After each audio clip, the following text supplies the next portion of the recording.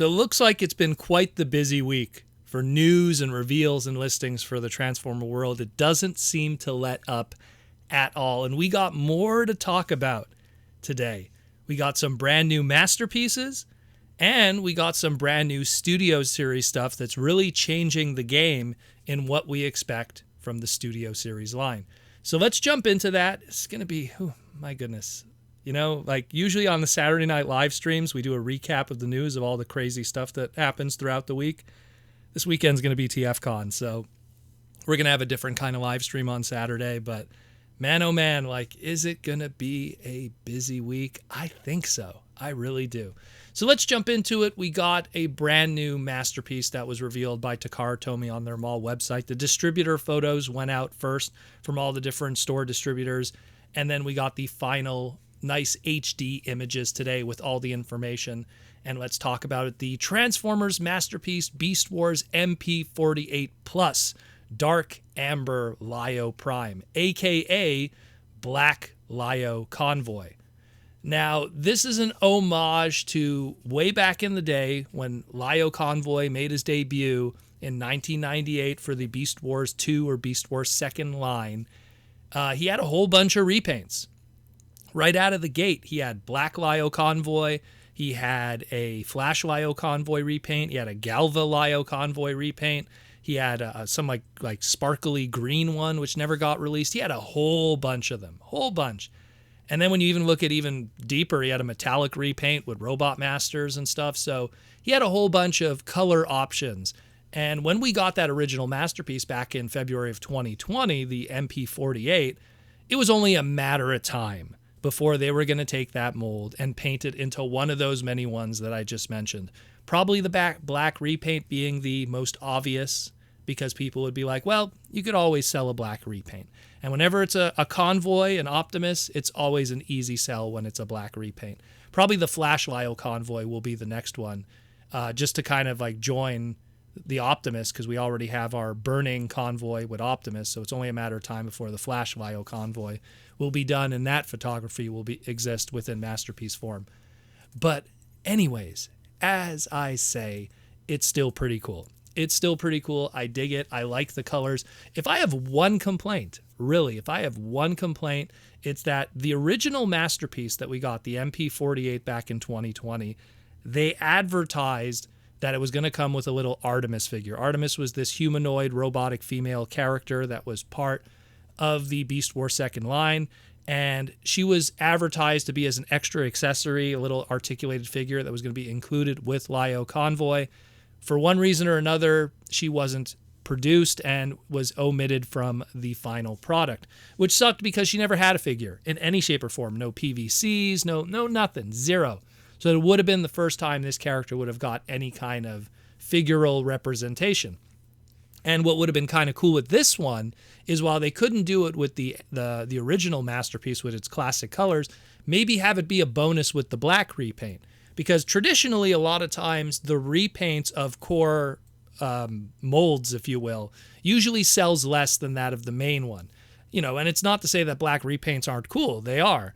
But more often than not, people will buy the traditional nostalgic colors, the classic colors of a mold, and the repaints, even a black repaint, kind of make less sales. And I think that if they would have included the Artemis, that would have really greased the wheels for a reason for people to double dip if they were initially uninterested. And that's kind of the case that I have here with me, is that I look at it and I go, you know what? This thing's pretty cool. I like the colors on it. You know, historically, I like that it makes that throwback to all the different repaints that we had throughout the years of that mold. But at the same time, is it $160 cool? The yen currency on this is 22,000 yen, which is about 160, 165, depending on what your exchange is. And to me, it's like, and again, it's slightly more expensive than the original Lio Prime. Again, inflation is a thing, so this is a little more inflated than the original that came out 2 years ago. Kind of crazy. It was pre-Big V, actually, when this Lioconvoy came out. And so it's a little more pricey, and it would have been nice, like, if like I'm on the fence with this. I'm kind of like, I don't know if I'm feeling it at that price. If it would have had the Artemis, I think that would have really tipped me over to make me do a pre-order. So I'm kind of, I don't know. Expected retail date should be next year of January 2023. If you are interested, check it out. Still looks pretty cool. I dig the amount of glossy black and teal painting on it. It's really interesting to see how different that anime accurate Lioconvoy lion face looks in that teal and black, because the original mold was very just kind of toy accurate and had a very different kind of goal in mind, where the masterpiece was very animation accurate, especially in the alt mode's lion face. It was very, very, very animation accurate. So it's interesting to see how the black repaint kind of did that and made it look. I still think it looks great. I still think it's a fantastic mold. If you haven't picked up the original MP-48, go out of your way to get it, because while that original mold from '98 is pretty good, it still has its limitations of the design and engineering for back then, while this one really, if you're a fan of Beast Wars 2nd, it's a must to get. And it has that cool matrix. So now you got the evil matrix and everything. I like it. I like it. Now, the next thing we're going to talk about is Studio Series. And we have 2 more listings that popped up in Walmart's computers and their internal archives. These come courtesy of JT Prime 17 yet again, doing the digging within the UPC codes and the EAN codes to find these. And you could dig these up publicly if you wish, if you know the numbers. These 2 are really in a lot of ways showing us where potentially Studio Series will go in the future. Now, there was a lot of rumors and some information that was put out there that Studio Series at some point was going to be doing video game products.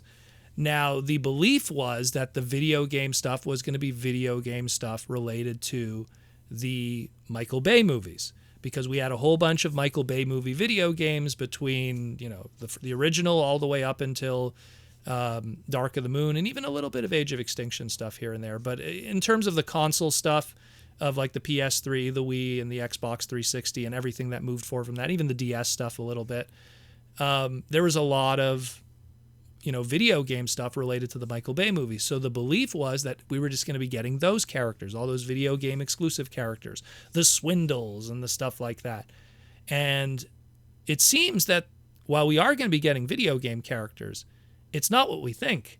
It's going to be the War for Cybertron stuff, which isn't movie related. It was just exclusive to that video game world, which really makes me wonder, what does Studio Series stand for anymore? I mean, maybe because the video games were made by a company called High Moon Studios?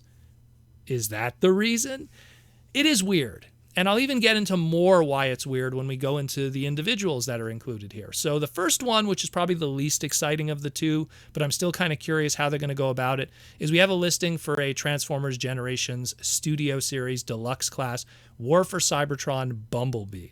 Now, anyone who's a fan of the War for Cybertron games and collected those toys back in the day knows that, that we got a War for Cybertron Bumblebee toy. And it was pretty darn good. In all honesty, it matched what that video game model was. It had a little bit of articulation limitations in the arms due to how that weird transformation is and that pill that he kind of turns into. But it still did a very good job in matching what was on the screen in the animation model. And at the end of the day, it still kind of did the job. And Hasbro and Takara repainted the hell out of that mold. It got 4 other repaint retools. We got United War for Cybertron Bumblebee afterwards. We got that 3-pack by Hasbro, which had like the shield kind of effect painting on it. We got the Cliff Jumper retool afterwards, and then the United Cliff Jumper repaint, which is the more metallic one. So right away, just that one mold got 5 different interpretations. So it's out there. It really is. And it's a fun figure, and especially if you're a fan of those video games, which I still firmly believe are the best Transformer games ever made, bar none, no argument. It's still interesting that they decided to go with it. I think that they just wanted to go with Bumblebee because it's a recognizable name character and it's easy to do. And at the same time, they want to always have a Bumblebee on the line, probably. That's what I think, too. They still have that Bumblebee frame of mind, Hasbro, where you got to have him there. Kind of like having a Cheetor, I guess, in the past, or like if you're a Marvel toy collector, a Wolverine every line back in the 90s. But Another thing, too, that's interesting was the original War for Cybertron Bumblebee Deluxe class figure was in that first initial wave of Generations when it launched. Before Generations was Generations, it was Universe 2.0, and before that it was Classics that started in 2006. And it's very interesting that one of the figures that originally was the very first wave, like the beginning of the line in War for Cybertron Bumblebee along with Optimus, is now going to be in a Studio Series line, when this is something that really in a lot of ways I feel would have belonged in Legacy. Maybe there's just too many spots that are filled up in Legacy to fit it in. So it's going to be something that's going to be in Studio Series, much like the rumors in the past, how like a lot of the Studio Series 86 stuff was supposed to be part of Kingdom, and then that kind of fell through. And so those characters ended up there, and thus Studio Series 86 was born. All kinds of behind-the-scenes shenanigans that we'll probably learn one day. But yeah, we're going to be getting a Bumblebee. How different is it going to be from that original toy? I don't know. Is it going to be better? Is it going to be worse? Hard to say. Hard to say. I know I have a War for Cybertron display based on those movie characters, and I got pretty much everybody. So it'd be at least nice to kind of add some new members to it that are going to be different, if it is a very different interpretation. But otherwise, I'm pretty happy with the one I already have that I got all those years ago when Generations first kicked off. Next one we got here, and this is the one I'm really excited about because it is a War for Cybertron video game character that didn't get a figure. And that was that of a Transformers Generations Studio Series Deluxe class War for Cybertron Barricade. Now this is pretty cool because Barricade was a pretty predominant character in the Decepticon campaign of the War for Cybertron video game for PlayStation, Xbox, etc. So pretty cool that they're including that. And on top of that, if you were someone who also played the online, a lot of people would use that Barricade body type as one of their, fan-made characters in the game too. So that was an extra layer to it. Now this character, this is the first time he's going to be getting this version of this character in a toy form. He never got a War for Cybertron toy before. Very few characters did. It was really like, like Ultra Magnus, Shockwave, Megatron, Bumblebee, Optimus, Strafe if you want to really go deep into the Japanese ones too. Very few characters, Blaster, Soundwave. I know I'm forgetting somebody. Obviously our Titan class technically falls into that with Metroplex, but very few did, and he was left out. A lot of the Decepticon side of it, of course, all the Seekers were done too. I can't forget those. So it's kind of cool to have that added. Like that'll be a cool addition to the display to have more Decepticons from this classic video game that is absolutely incredible. But technically in history, this version did get a figure at some point. His Transformers Prime version did get released. They took that Beast Hunters Deluxe class Prowl and they repainted that as a subscription service figure with fun publication as Transformers Prime, aka Aligned Continuity Barricade, which gave us kind of like our first Barricade that was, I guess, a Prowl repaint. Before that would then become a thing in the future with Hasbro retail. But again, if it looks anything like the animation model from the video game, sign me up. I'm going to pick it up day one for sure. That's really cool. That's really, really cool because that'll be awesome to add to the limited display that I have of War for Cybertron characters on an absolutely amazing video game, which, by the way, supposedly some very talented individuals behind the scenes are reviving the servers so people could play online again. One day I'm going to probably do a segment where I'll talk about that when I'm more familiar with how to do it myself. I don't want to talk out of touch if I don't know how to function it and everything. I used to just log into my PS3 and play online. Escalation mode. Good old times. But yeah, awesome stuff. Very excited about this. This says that this opens up now to video game stuff. So we got Studio Series 86 stuff. We got the movie stuff. So, Rise of the Beast stuff is going to be expected at some point. Leftovers of whatever the Bay era and the Bumblebee movie that hasn't been done of those characters. And then, of course, now we have High Moon Studio video game stuff that could be added to that. And that opens it up to everything because there's a huge companion of characters here that you could do. You could do, Warpath, who had his own little level and everything. You could do all the characters. Even RC was in there too. So very interesting to see where they go with this, but that opens up a whole new can of worms.